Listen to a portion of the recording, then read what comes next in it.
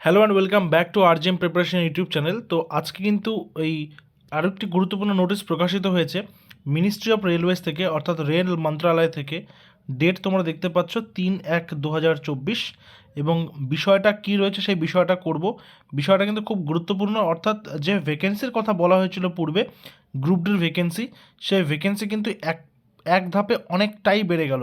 ঠিক আছে, যেখানে 32,000 ভ্যাকেন্সি ছিল, 32K ছিল, ওকে, 32K পরিবর্তে এবার কিন্তু ভ্যাকেন্সি বেড়ে সেটা কিন্তু 58K প্লাস হয়ে যাচ্ছে। কি রয়েছে সেটা একটু ডিটেলসে পড়বো। বলছে regarding increasing vacancy recruitment various post in level 1। এর আগে কিন্তু বলে দিয়েছে যে আইটিআই যেটা রয়েছে সেটা লাগবে না, ক্লাস 10th পাস, অর্থাৎ ক্লাস মাধ্যমিক পাস হলেই কিন্তু সেই পরীক্ষাটা দেওয়া যাবে, গ্রুপ ডি পরীক্ষাটা দেওয়া যাবে। এবার কিন্তু আরও একটি খুব ভালো সংবাদ বলা যেতে পারে যারা অ্যাসপিরেন্ট রয়েছে প্রত্যেকের জন্যই। সেটা হচ্ছে ভ্যাকেন্সি পরিমাণটা বাড়িয়ে দেওয়া।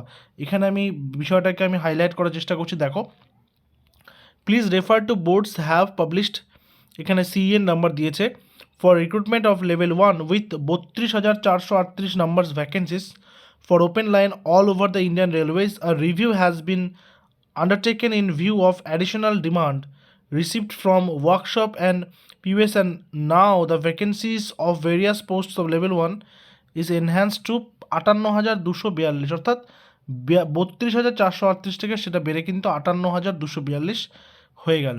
তো যারা যারা রেলওয়েজের জন্য প্রিপারেশন নিচ্ছে তারা খুব ভালো করে নিতে থাকো, এবং আমরা এই সপ্তাহ থেকে কিন্তু রেলওয়েজের ক্লাস শুরু করছি।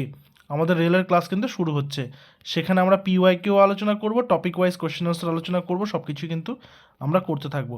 তো দেখা হচ্ছে আবার পরবর্তী ভিডিওতে। Till then stay connected with RGM preparation YouTube channel. Thank you very much.